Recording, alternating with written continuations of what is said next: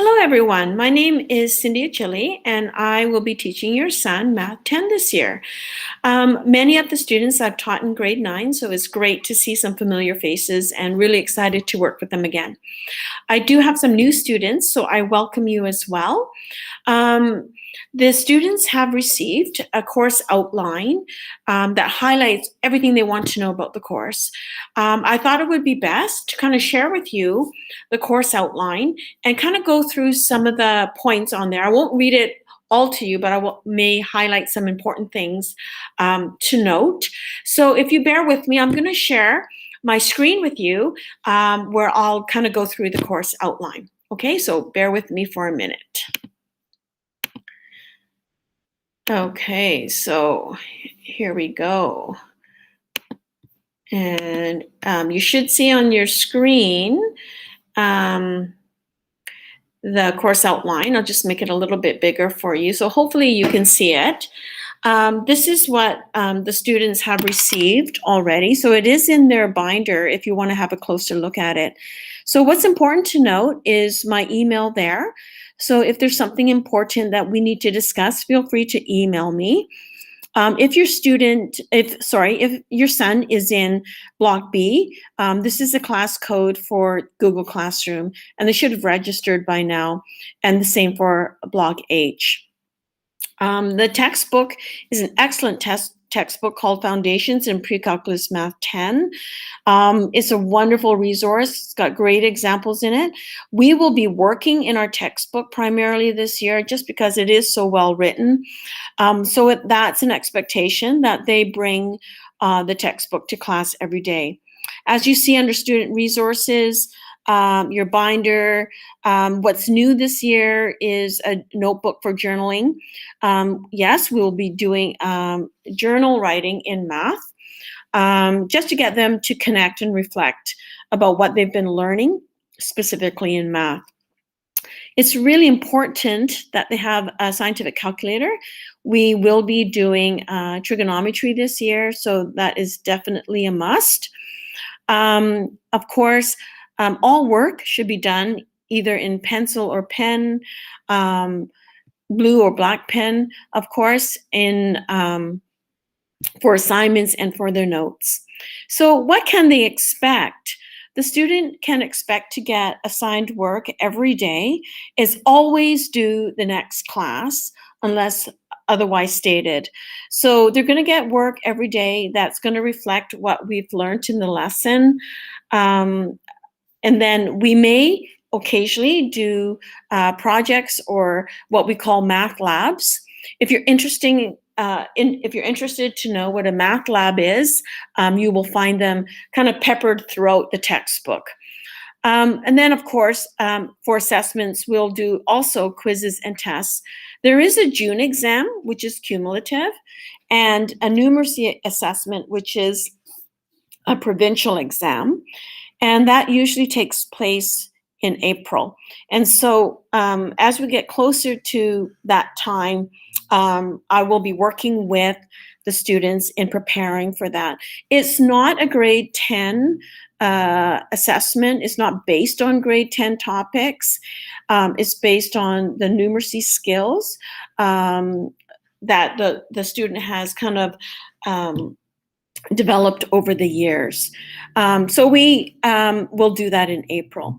Some useful websites that the students might want to use to supplement their learning is listed there. I know in the past we've used Khan Academy, which is great. So these are just another two that could be quite useful. The extra help is on day 2 at lunch. Lunch is very short, but if it's a quick, 5-10 minute question that they have for me, they're absolutely welcome. If it's not enough time or it's not convenient for them to come at lunch, they can always email me and make an appointment, and I will be glad to help them. As we move down the course outline, we see that we have evaluation. So what's really interesting in the last year and for this year is that we have broken down the assessments into these curricular competencies. So here we have reasoning and modeling, understanding and solving, communicating, representing, and connecting and reflecting. So those are what we call the competencies. So an example of what might fall under, let's say, understanding and solving might be a typical order of operation calculation. So it's simplifying an expression and coming up with the simplest version of that problem. Reasoning and modeling might involve a question that requires the student to read a scenario, kind of sift through the information, what is relevant, what is not, come up with a plan to answer the question that's being asked, and then actually solve the problem. So that requires a little bit of more reasoning and analyzing. So that would be that type of task.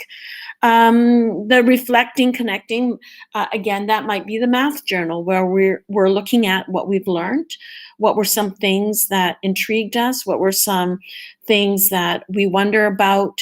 So that might fall under the connecting and reflecting competency. So altogether, they make up the assessment or the grade of the student. And then down below, some more description on what is expected in terms of participation, attend class on time, be actively engaged in the lesson, contribute to the discussion, etc. We have the assigned work, which again, daily, and again, there's more detail under that section. So as you see under quizzes and tests, the majority of quizzes will be multiple choice, and they'll be regular and frequent. They're usually based on the previous lesson or homework questions. So it's so imperative that they do the homework. That's the practice they get to sharpen their skills, and then just to make sure they're keeping up and they're understanding. That's why we have these little mini assessments, quizzes, regularly and frequently. And then as we get to the end of the unit, we have a cumulative test. So the test usually takes about 60 minutes. The class is normally 75 minutes, so there is some built-in extra time that is given to the student to do the test. And then again, if the student does not demonstrate that he is confident in that particular skill, he can request a rewrite. But before the rewrite is granted, he has to show that he understands his errors, he's corrected his errors, he's done some practice, and that he's kind of reformed his learning, and now he's ready to demonstrate that he's gained a better understanding of that particular skills. And that, again, that's arranged between myself and the student. So down below, we also have the 5 big ideas. You will find a little bit more detail of these 5 big ideas in the BC curriculum government site. But basically, these 5 big ideas summarizes all the topics that we're going to be covering in Math 10 this year.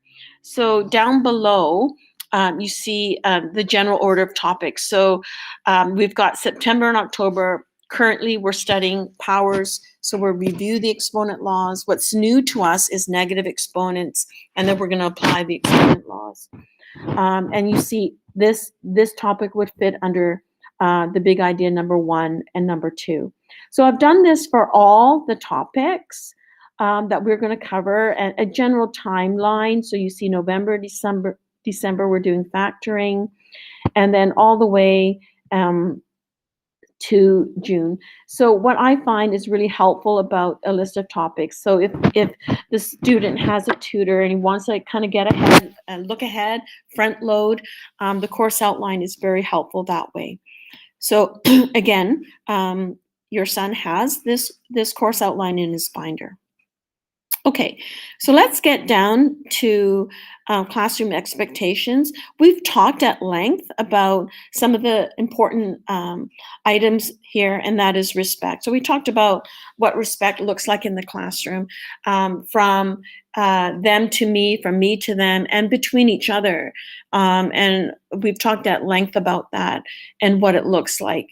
So again, really important idea of respect. And I think if we have respect for what goes on in the classroom, that's a really good way to begin a positive relationship, and it leads itself to a better attitude in math, leads to more success, and so forth. So we talk about respect. We talk about self-advocacy, which is so important. When a student doesn't understand something, advocate for yourself. Ask questions. Don't be afraid. Seek help. Don't wait till you have a big chapter test and you don't understand anything. Ask. There's so many people wanting to help, whether it's an educational system, whether it's a peer mentor, whether it's myself. Students that have an IEP, please feel free to remind me, oh, Mrs. Accili, I need a different, quieter atmosphere to work in, or I need more time.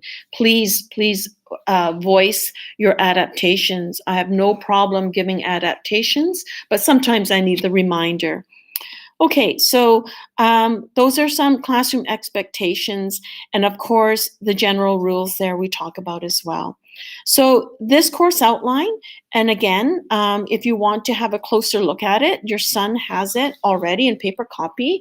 So I'm just going to end my presentation here, and I'm going to see if I can stop presenting this and go back to me. And here we go. And just bear with me again for a second. And here, let's see if I can get back to me. And here we go. So again, thank you for giving me your time and following me along the presentation. So again, anything I can do to help, please email me, or if there's something that you'd like to discuss, my door is open. So have a good evening, and we'll see you throughout the year. Take care.